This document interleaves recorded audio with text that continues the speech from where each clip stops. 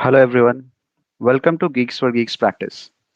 So, before starting our today's lesson, can you please confirm that if I'm audible or not?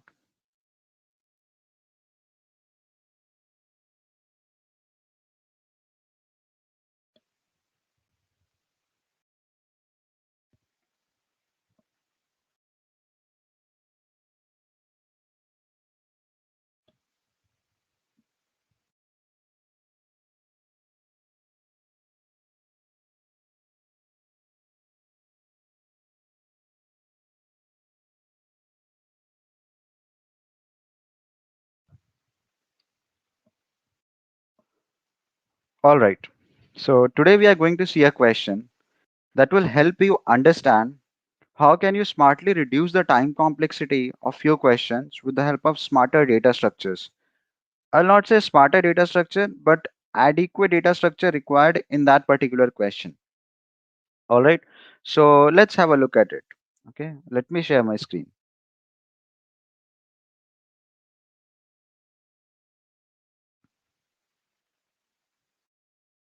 Yeah, so can you please confirm that if you are you able to see the screen or not?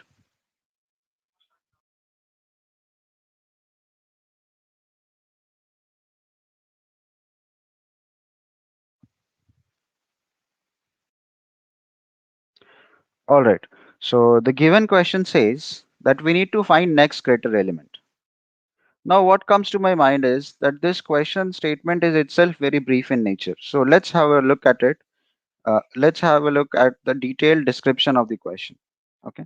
So for this detailed description, let's go to the whiteboard. We'll come to Geeks for Geeks practice portal once we are good with the question, its logic, so that we can see how the code is progressing. All right. So let's go to the whiteboard. So the question says that given an array ARR of size n having distinct elements. All right. So we have an array which has a size n and it is sure that all the elements in the array are distinct. The task is to find the next greater element for each element of the array in order of appearance in the array. All right. Let's try to understand first four lines of this question now, then we'll read further. So let's say this is your array of size n where n is 4. As you can see, we have distinct elements, right? 1, 3, 2, and 4. So what we need to do is the task is to find the next greater element for each element. So for 1, we need to find the next greater element. So if I move from left to right, what is the next greater element for 1? Can I say it's 3? All right. Hence, at 0th index of output, we have 3. Why I am saying 0th index? Because indexing is done from 0, right? So this first place is at 0th index. Similarly, for 3, what is the next greater element? If you go from left to right, can I say it's 4?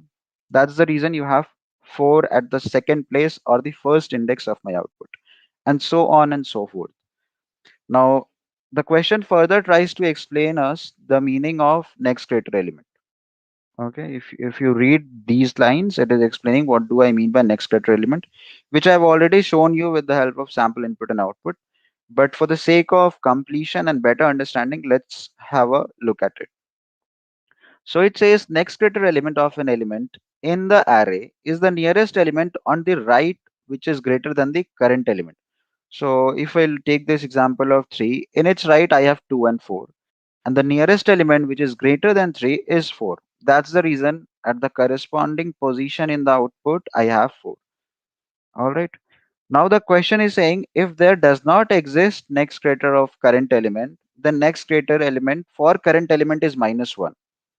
Now how is this possible? Let's take a case. In this scenario only we can see, right? See, we have 4. There is no element after this 4, right? To the right of 4 there is no element. So at that particular index we'll have minus 1. All right. So, for example, next greater of the last element is always minus one. That's very obvious because after last element, I don't have any next greater element, right? Similarly, if I have 3, 2, 1, then also for this 3, uh, as I see that I have 2 and 1 on its right, so corresponding answer will be minus 1. Why? Because there is no next greater element to the right of 3, which is greater than 3, right?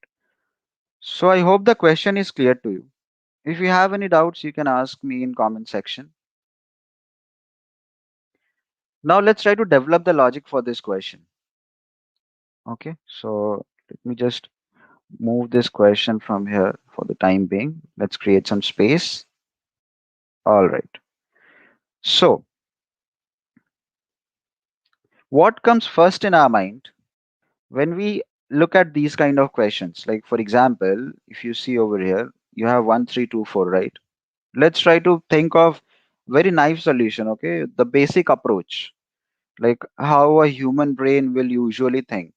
If I am supposed to print the next greater element of 1 to its right, what I do, I traverse in my mind from 1 to 3, and I find, okay, here itself I've got an element which is greater than 1, so my corresponding answer is 3. That's great. Let's move to next one. For 3, I again start traversing to its right and I see 2. Okay, 2 is less than 3. This cannot be my answer. I see 4. Wow, that's great. Because 4 is greater than 3, I have found it. So what am I actually doing? I am staying at my current element, traversing to its right, and finding the first occurrence of such element which is greater than the current element. Like where we are. In this case, we have current element as 3 and 4 is that first element which is greater than 3. Similarly, for 1, 3 was that particular element, the first occurrence, which was greater than 1, right? So we can implement this solution with the help of nested for loop or nested while loop. Let me try to give you a basic pseudo code for this. All right, so let's have a look at it. So what I'll do, I'll take the outer for loop, which will run on, let's say, int I equals to 0, I less than n, where n is the length of the array. Why less than? Because indexing is 1 less than the length. So indexing is 0 1 2 3. So I need to go till less than n. Great. All right. Now what we can do is, if you remember what we discussed just now, that if we are at 1, we will traverse all of the right elements to 1, and at the very moment we find first element which is greater than 1, we'll break in the sense, we are done with that particular element, right? We have found out an element which is greater than my current element, right, to its right. So, and what if it's not there, then we need to print -1, right? So let me take a local variable int, let's say answer equals to -1. Okay. And one more thing, if you go to our practice portal, it is saying that we need to return a long type of array. All right. So basically, we will have an array initialize. Okay, initialize an array, or let's say take a long type of array. I am trying to write a pseudo code uh, because language to language implementation will differ. Take an output array. Okay, and as required, like in this question, we need to take it of data type long. So it's okay. Like it's up to you. It's not up to you, basically it's up to the question. Okay, so what I'm doing, I have taken a local variable right now, int answer equals to -1, and I'm going to run one more for loop. Okay,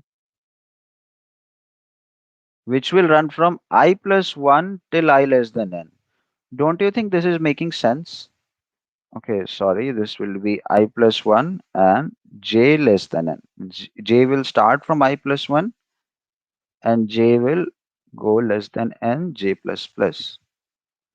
Now, how is this making sense? Because for 1, I need to check all the elements after it. Similarly, for 3, I need to check all the elements after it. So at present, I am at 1. So how can I check all the elements? If I start my j loop from I plus 1, because my I is over here, right? From I plus 1, if I can check from I plus 1 till the end, right? So what we can do is over here, okay, at this place, inside the body of the inner loop, we will keep a check if, or to make it more cleaner, let me write it over here. Okay, if, now what should I write? If arrj is greater than arri,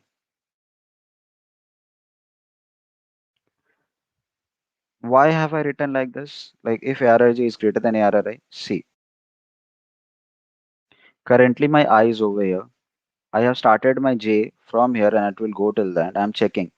If 3 is greater than 1, what should I do? I should store it in my answer. Okay, if I write an if else block, I should store it in my answer ARRJ and I should break. Why break? See, there is no point checking afterwards, right? Because you're asked to find the very next greater element, right? So this will be the part of the if, and once you're outside your inner loop, you are going to print. You are going to print your answer. Now this code will, this is a pseudo code, and language to language, its implementation will differ. But this is how you can do it with the help of nested loops, right? So you can take a case of 4 also. Like for 4, you will find that we are going out of bounds. So this J loop will not run entirely and we will print answer as -1. Similarly, if there was an array, say let's say 3, 2, 1, then for this 3, it would not have find any element for which this if block would have been true. So the value of answer would have stayed -1 and you would have printed -1, right? So I hope the question is clear to you and this very naive or the basic approach using nested for loops is making sense to you. If you have any doubts right now in this particular approach, you can ask me in the comment section. All right. So as I see that we don't have any doubts, what we can do is now we can think of eliminating these nested for loops. Can we do that? Is it possible? Like how? Or if it is possible, then how? Okay, for that we need to observe the nature of this question. Okay, so let's do that. In order to observe the nature of this question, let me clear this area. Okay,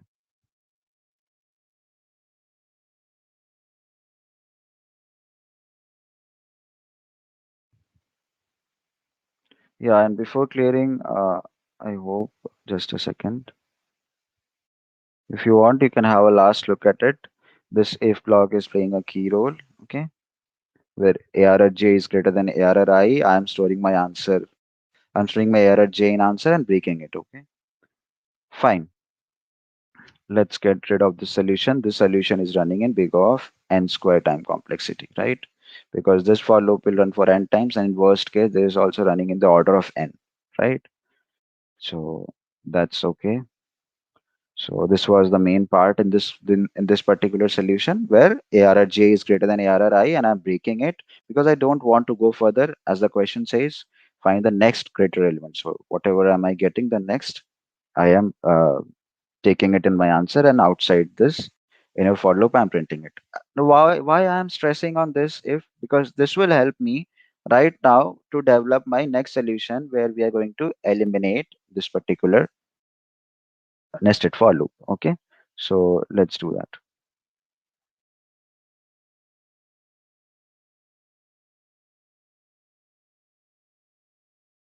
Okay, let's try to look at this problem from a different perspective. When I say from a different perspective, what do I mean to say? For one, what do you want? You want to compare 3, 2 and 4, right? I know that you will get your answer at 3 itself, but still, I'm just keeping things generalized. For 3, what do you want? Can I say for 3 you want 2 and 4? For 2 you want 4 and 4, after 4 you don't have anything. So what I'm trying to say is for 1, we need to compare these 3 elements with 1.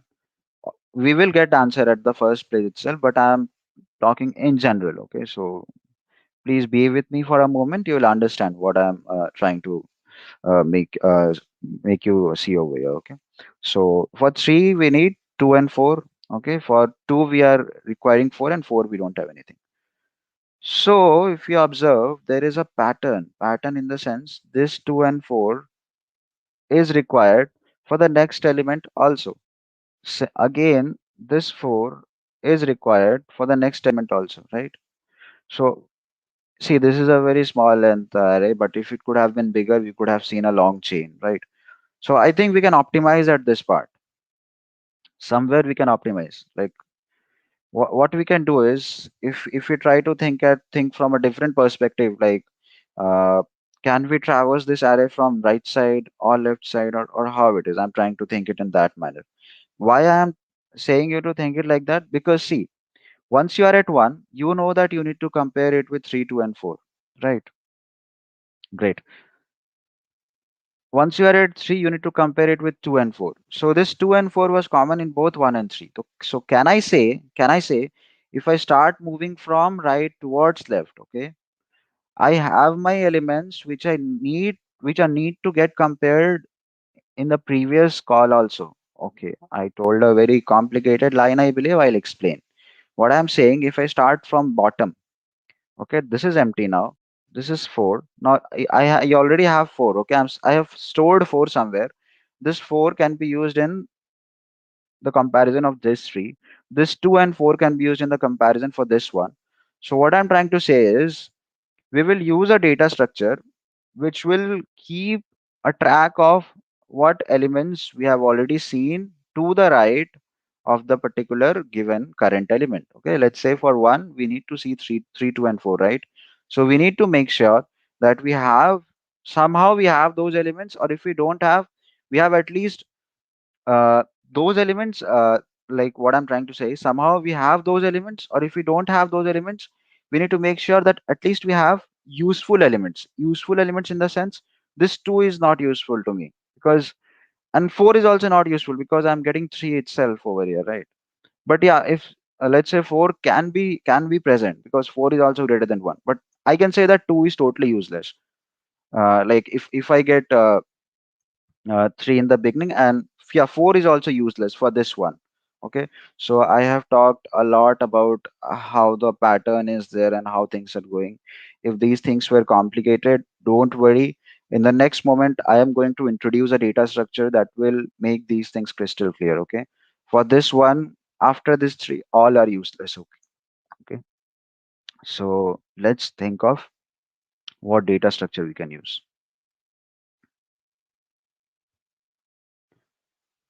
Because see, I told that 4 might be useful for 1, but no, it's not the case, because once you find 3, all of them becomes useless, right? For this particular one, because 1 is your, so because 3 is your next greater element for 1. So I'm going to use a data structure called stack. Okay. Now the interesting part begins. How we are going to eliminate nested for loop. I have the elements as 1, 3, 2, and 4. I will start traversing from rightmost end. Okay, rightmost end of my array. I will check in, by the way, in my stack I'm going to store useful elements. Okay, useful elements for each and every current element. I'm just giving you a brief, and how we are going to do that, we'll see right away. So initially, we see that stack is empty when we are at the last position. So if the stack is empty, I will straight away insert -1 for that corresponding current element, right? It means that it does not have any useful elements in the sense which we can compare and find out our answer. Okay, so if stack is empty, straight away -1. Great. And after that, once you move to this position 2 from your right side, from 4 to 2, you are going to push 4. Okay, you are going to push 4. Why? Because for this 2, this 4 is useful, right? So I'm going to push 4. Now what I'll do, I will see what is there at my top of my stack. Is it bigger? Is it bigger than my current element? So yes, it is, right? This 4 is bigger than my current element. So what I'll do, I'll insert 4. Sorry, yeah, I'll insert 4 and the corresponding position of 2. Okay. Now we'll push 2 as well. Okay, we'll push 2 as well in the stack. Why? Because this 2 and 4 is useful for this 3. You notice a pattern? This is the pattern which I was talking about. Okay. This 2 and 4 is useful for this 3. Again, we are going to do the same thing. We'll check. We'll check whether top of the stack, which is the element 2, is it greater than 3? No, it's not. So what we are going to do? We are going to pop this off. Okay, and we are going to check now, is the element which is there on the top of the stack, is it greater than 3? Yes, it is. So if that's the case, we are going to print the corresponding element and push 3 as well. Now you can have a doubt that we have eliminated this 2 totally. See, why? Because now I am going to come to this one. Okay, now for this one, this 2 is not making sense. Why? Because this 3 is itself greater than 2, right? So it will find 3 and there is no need to go further. Although 4 is also not useful, but yeah, like this is how the nature of stack is, right? So when you come to 1, you check, okay, what is the top? Top is 3. 3 is greater than 1. That's great. So what we can do is we can push 3 at the corresponding position in our output array of 1. Okay, great. Now let me talk about some cases, like what will happen if in between my stack becomes empty. Okay, in between, like we saw that initially our stack was empty. So in between, if it becomes empty, not an issue. We are going to push -1 at the corresponding position because it says that you don't have any elements which is greater than your current element. If that would have been the case, like if there would have been some element which was greater than our current element, then stack would never have become empty. Stack would never had become empty. Why? Because stack would never have become empty because at the very first moment I am checking whether stack dot top, okay, element at stack dot top, if it is greater than my current element or not. Okay, so I hope you got the feel, okay, how we are going to use stack, and this is how we are going to do. Like in one entire traversal, we have got the entire output array, right? So even in the middle, if we have some elements where we have stack empty, that means that we don't have any element to the right of it. Or let me explain this. Hold on, with the help of an example. Let's take this 3, 2, 1. Okay. So for 1, okay, let me erase this. Let's take a new example. For 3, 2, 1, for 3, 2, 1, if this is my stack, okay, can I say for 1 my stack? Just a second. For 1, can I say that my stack is empty, hence I'm going to push -1 because you have nothing to compare at the top.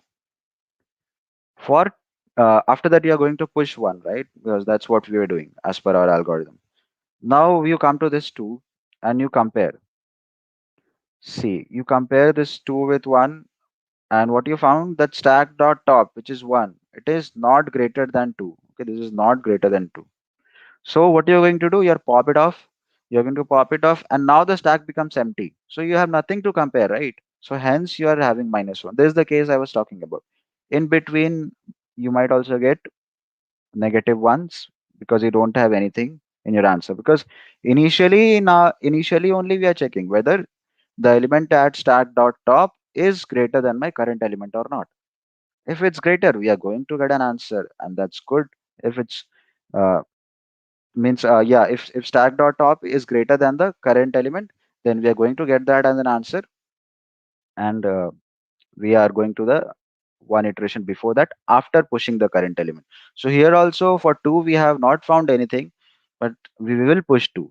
Okay, we will push 2 because that's how our algorithm is working. So we are pushing every time. Okay, we are pushing every time. We are every time checking in the beginning whether my stack dot top is greater than the current element.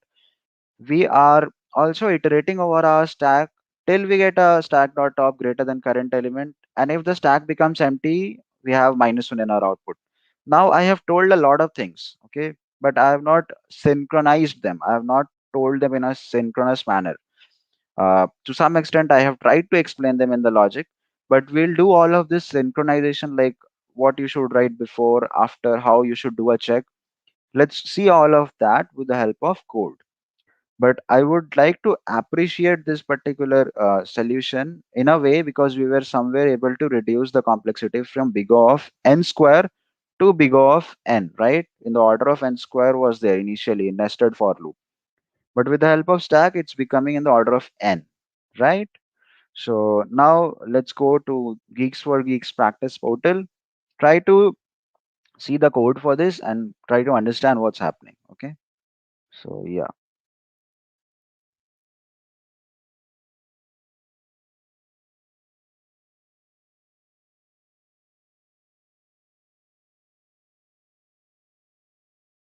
Yeah. So I hope the screen is visible to you. Great. So we have the function next larger element and long array is passed with the size of the array. This is my output array. Okay. The resultant array. This is my output array. As it is asked to return a long array, hence I have taken it as long. What I am doing, as I explained, I am starting from my last element. Now, in order to explain all of this, let me take the same example. Okay. So what was that example? If I exit from the full screen, example was 1324. Great. So now let's do it full screen.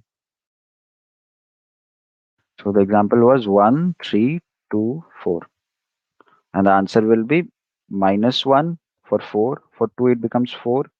For 3 it becomes 4, and for 1 it becomes 3, because next greater element for 1 is 3, next greater element for 3 is 4, and next greater element for 2 is also 4, right? And for 4 we don't have anything. All right.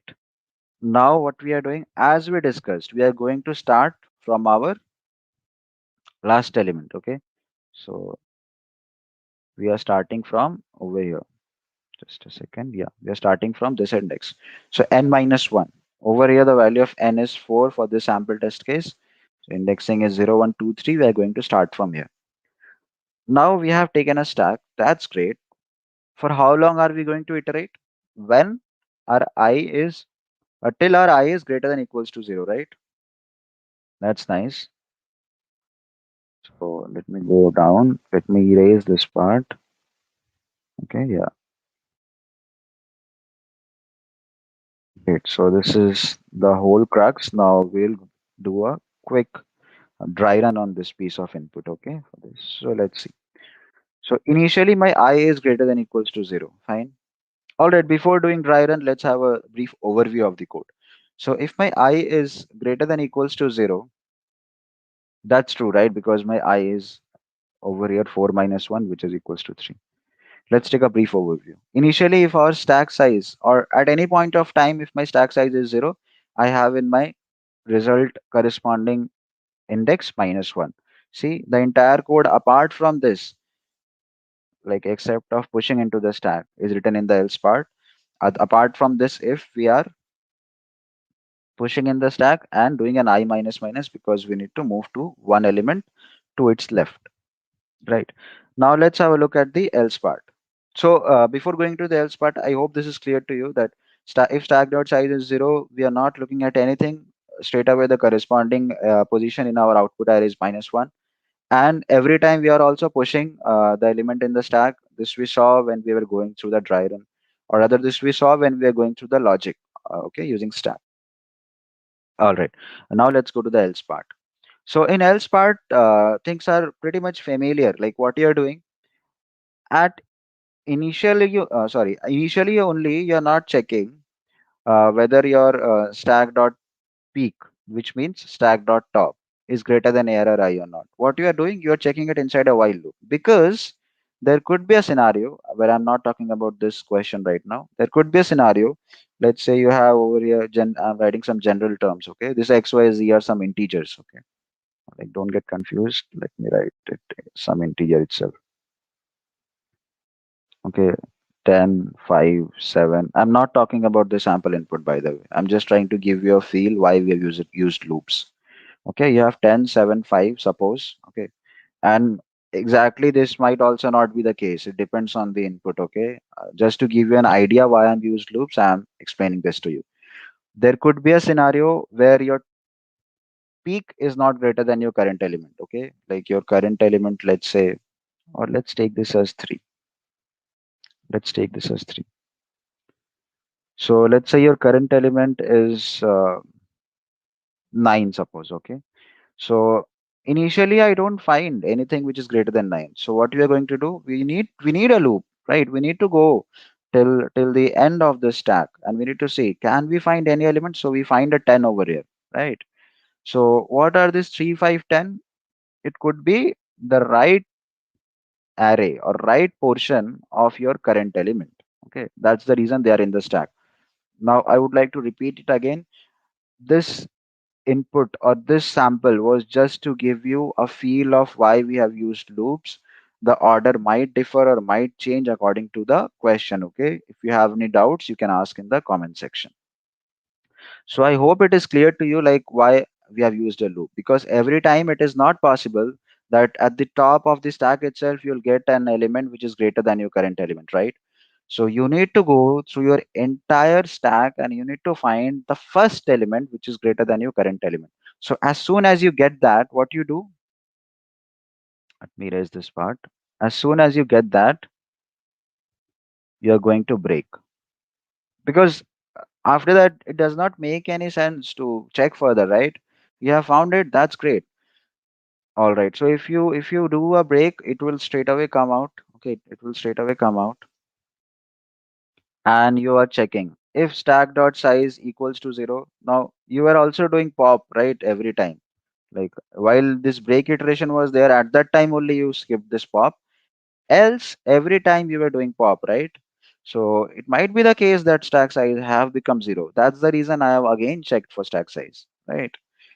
If that's not the case, then I know that my peak element is that element, which is my answer for that corresponding position. Why? Because there can be a scenario where we are breaking forth from this loop due to this break statement, or there can be a scenario when we are breaking from this loop due to the check on this stack size. If it is breaking due to check on the stack size, we are coming over here, right? The stack size will become 0. Else it will only get exited from here with the help of this break, and that's the reason we are straight away very much sure that in res I'll have my answer, right? So hence I'll have my answer in the sense in stack dot peak I'll have my answer that I'll store in res I. All right, if all these things are making sense to you, after that things are pretty simple.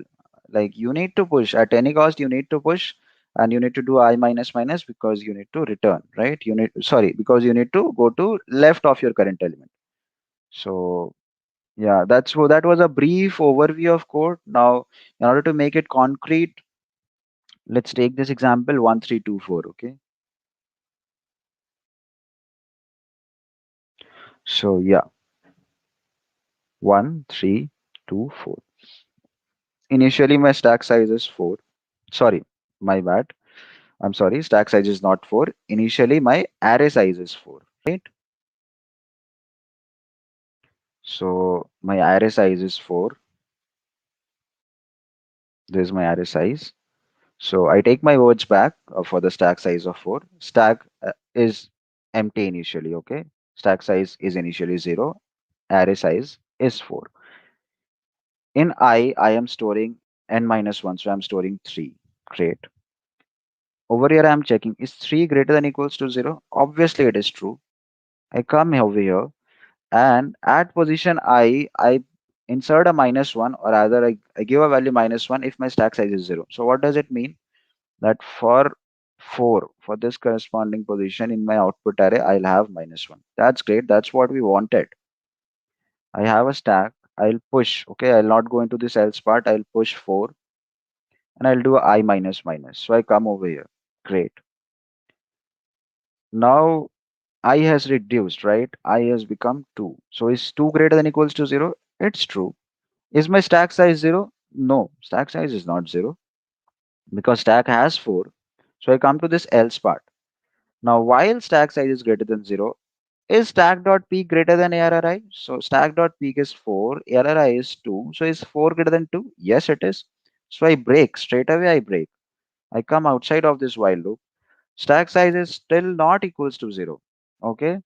So as it was initially also not equals to 0. So I come to this else part and in res I am straight away putting 4. See, stack.peak is the value which is getting stored in res I.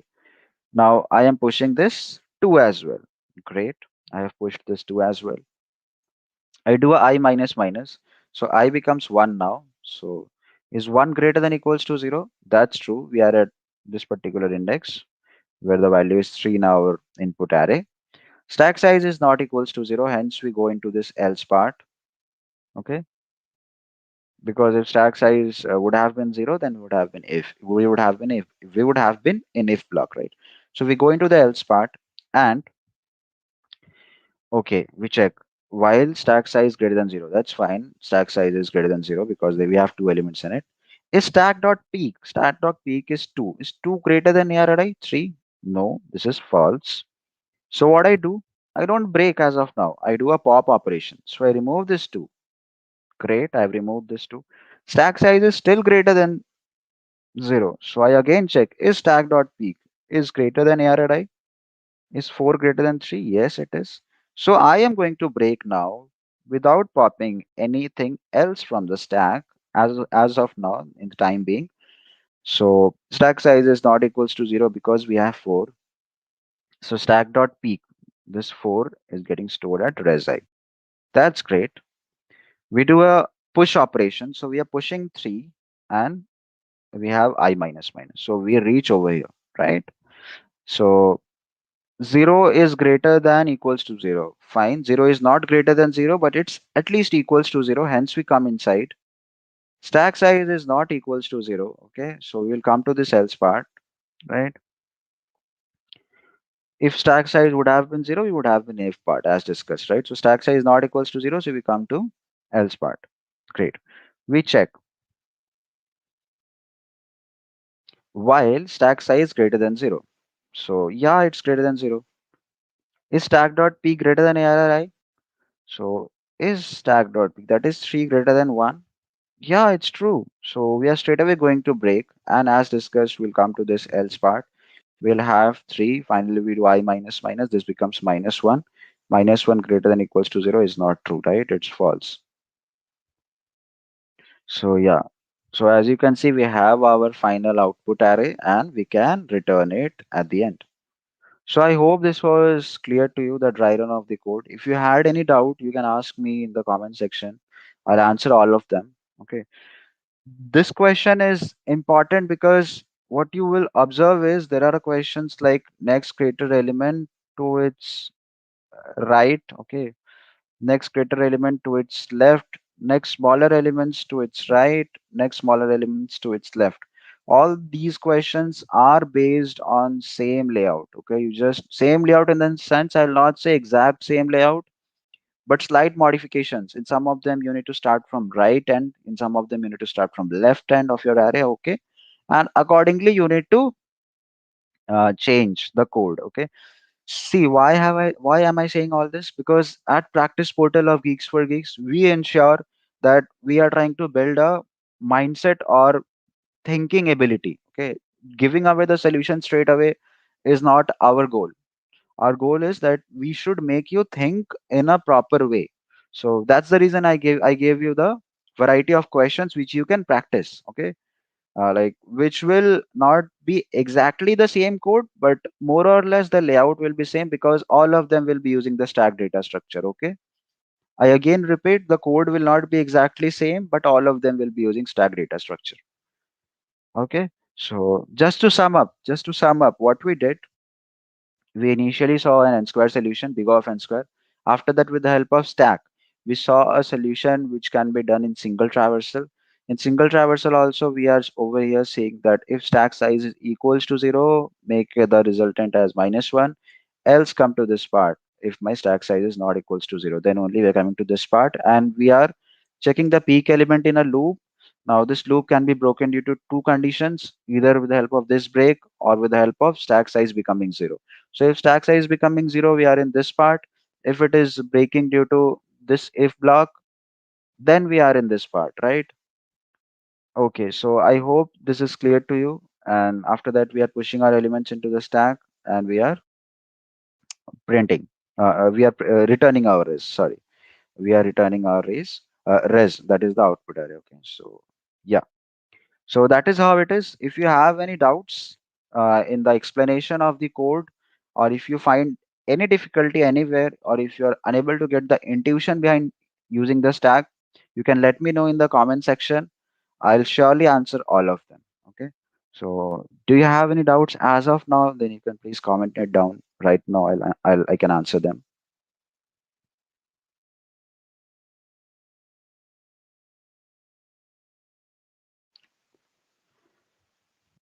All right. Now, in the meantime, you ask questions. Let's compile this.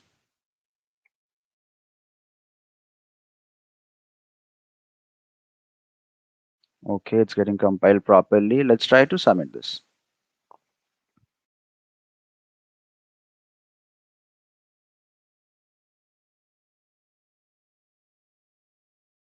Okay, so we are getting the correct answer. That's nice. Now, see, this was a medium level question. But if you go through our entire lecture of today, how easily we have solved it. Like I would say, like the question is of medium level, and it becomes hard if you don't know how to use stack optimally, right? And trust me, there are questions available where you can eliminate loops with the help of stack. Okay, nested loops. I mean to say nested loops, where you see a dependency. Okay, here we saw some pattern and dependency in our initial minutes of the lecture. Okay, of today. So I hope this question was clear to you. And as in my almost every live lesson, I tell something about the crux of the question. So in this question, the crux was to see that pattern, what elements we require as of now for the current element. Okay, how they are changing. Okay, what is getting moved out, what is getting moved in. Can we use an efficient storage ability? Over here we use stack for that, right? So this was the crux for improvising this solution. Okay, otherwise brute force solution or the knife solution or brute force, I mean say, anyways, we have seen that, right? The brute force solution was running in big O and square time, right? Great. So I hope this question is clear to you as well as the logic and explanation. As I say every time, if you have any doubts, you can ask in the comment section. Please subscribe to our channel, Geeks for Geeks Practice. We come on every day, like we come live every day between 3 to 4 p.m. and discuss questions asked in product based companies in their recent interviews. So, this was the question asked in Make My Trip, and I hope this made totally sense to you. Okay. So, yeah, thank you for joining Geeks for Geeks Practice in that case because I don't see any questions as of now. Okay, great. So, I'll end the session now. Thank you.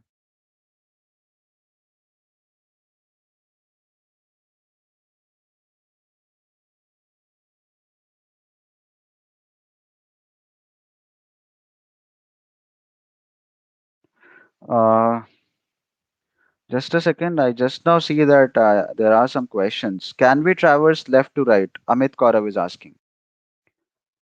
Okay, if you want to traverse left to right, you need to observe, like traversing left to right, will it match with the pattern? Like pattern as we saw in our initial, let me go to the whiteboard. See, if you start traversing from left to right, okay, what you're going to do? Like, let's say start traversing from left to right. So for one, what will you do? Like, you need to compare 3, 2, and 4, right? Now let's say you come to this 3. Okay. So what do you have in the stack as of now? You have one in the stack, right? Because you have started traversing from left to right. Now let's say if you have two, then you have 1 and 3 in the stack, right? So this approach would have worked in a question where you need to find next greater element to its left. Okay. Over here we are asked next greater element to its right. So you need to make sure that you have almost, and I would say almost all the useful elements in the stack which are to its right. So I hope the doubt is clear for Amit that if we are using traversal from left to right, then in this particular question, at least it will not serve the purpose. Okay, because if you do it in left to right, then you are not following the pattern. But yeah, if the question would have been find the next greater element to the left of it, then traversing from left to right would have helped. Okay. So I think that was a nice question. And if you think harder on this, you will realize that why you cannot traverse left to right. As just I mentioned, if you're traversing left to right, you have 1 and 3 in your stack for this particular current element two, and this is not making any sense because I don't want 1 and 3. I want all the things which are right of two, right? So I'm really sorry, guys. There was some network issue, I guess. That's why I saw the questions very late. Okay. Yeah. So this code is which I have shown is on Java. Okay. So there is some RR and 70. He has asked using CPP or Python. Okay. Fine. So if you have any more questions, please ask. Or that's it for today.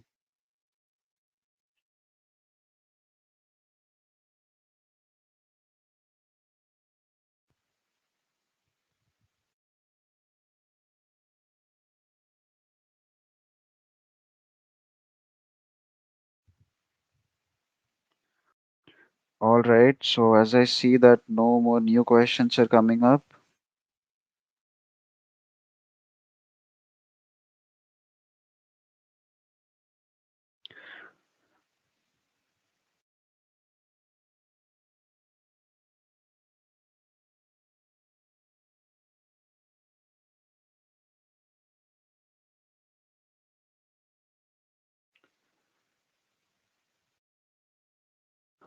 All right. So thank you guys for joining Geeks for Geeks practice. Now I will end this session. If you have any doubts, still if you have any doubts, then you can surely comment it down and I'll answer them in detail. Okay. Thank you for joining Geeks for Geeks practice.